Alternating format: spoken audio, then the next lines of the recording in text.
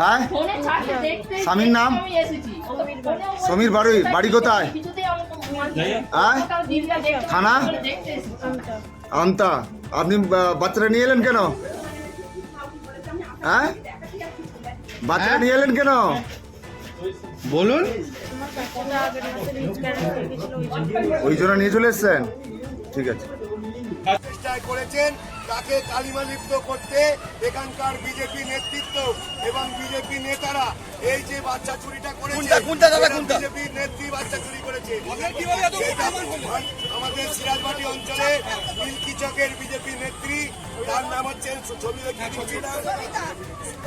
পিঙ্কিবাগ, তিনি বাচ্চা চুরি করেছেন।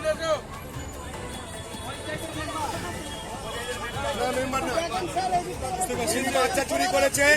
নির্মল মাঝিকে কালিমালিপ্ত করতে এখানকার বিজেপি নেতারা ষড়যন্ত্র করে আমতা হসপিটাল থেকে যেটা জীবনে হয়নি সেটা করিয়েছে এখানকার বিজেপি নেতা নেত্রীরা। ধিক্কার জানাই। দিনের মধ্যে বাচ্চা তো পেয়েছেন, কেমন লাগছে এখন বাচ্চাকে পেয়ে? কখন হয়েছিল এটা ঘটনাটা? তখন বাচ্চাকে পাননি, তাই তো? কিভাবে চলে গিয়েছিল?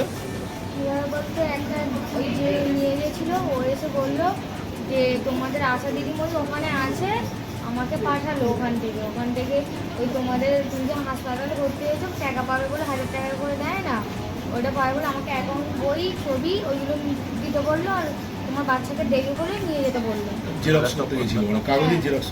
এবার আমি বললাম, আমি বললাম মাকে আমি দিয়েছিলাম, আমি মা তুমি নিয়ে যাও তাহলে, আমি তো যেতে পারবো না। মাকে দিয়েছিলাম, আমি তুমি কাউকে দেবে না বললাম, মাকে দিয়ে আমি পাঠিয়ে দিয়েছিলাম।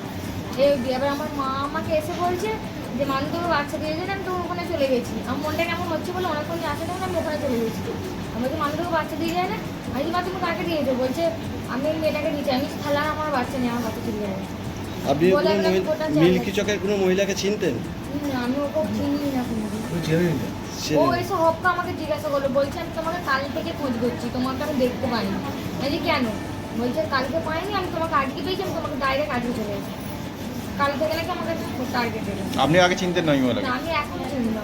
কি চাইছেন আপনি তাহলে? ওনার শাস্তি চাইছেন তো? হ্যাঁ, ও শাস্তি চাই। এখন বাচ্চা ফিরে পেয়েছেন, খুশি তো? আপনার নামটা কি? আপনার নামটা কি দিদি? মন্দিরা বাদ।